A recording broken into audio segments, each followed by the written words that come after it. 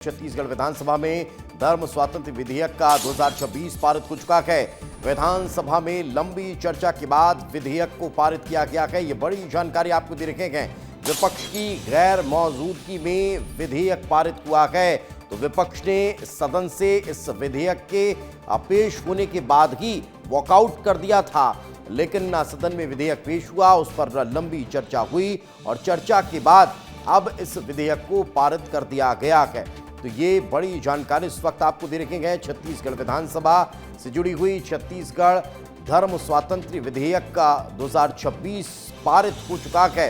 चर्चा लंबी हुई, लंबी चर्चा के बाद विपक्ष की गैर मौजूदगी में ही इस विधेयक को पारित कर दिया गया है। तो ये बड़ी जानकारी इस वक्त अब छत्तीसगढ़ में धर्मांतरण को लेकर इस कानून के तहत अब एक्शन होता हुआ नजर आने वाला है।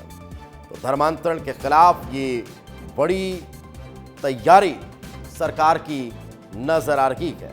ये बड़ी जानकारी इस वक्त आपको दे रखे हैं। इस वक्त छत्तीसगढ़ ब्यूरो चीफ मृगेंद्र पांडे हमारे साथ जुड़ चुके हैं, उन्हीं से बातचीत करते हैं। मृगेंद्र जी, अब धर्मांतरण के खिलाफ सरकार सख्ती के साथ पेश आती नजर आने वाली है।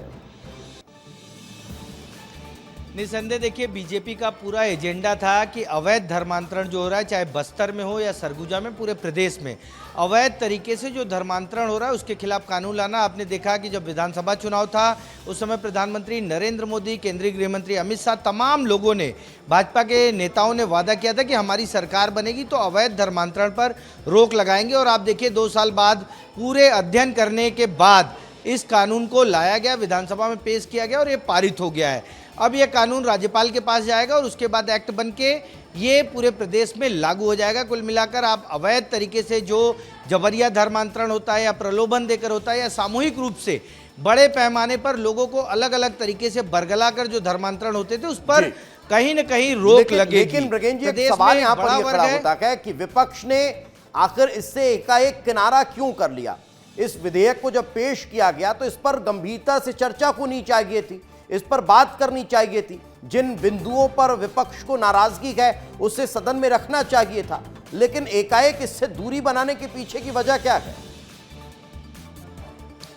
देखिए, बीजेपी जिस तरीके से आरोप लगा रही है वो बोल रही है कि एक वर्ग को तुष्ट करने के लिए तुष्टीकरण की पॉलिटिक्स के हिसाब से कांग्रेस के विधायक बहिर्गमन किया। हालांकि नेता प्रतिपक्ष डॉक्टर चरणदास महंत ने अपने बयान में कहा है कि सुप्रीम कोर्ट में बहुत सारे मामले हैं, उन मामलों का जब तक निराकरण नहीं हो जाता है इस तरीके का कानून लाना औचित्यहीन है।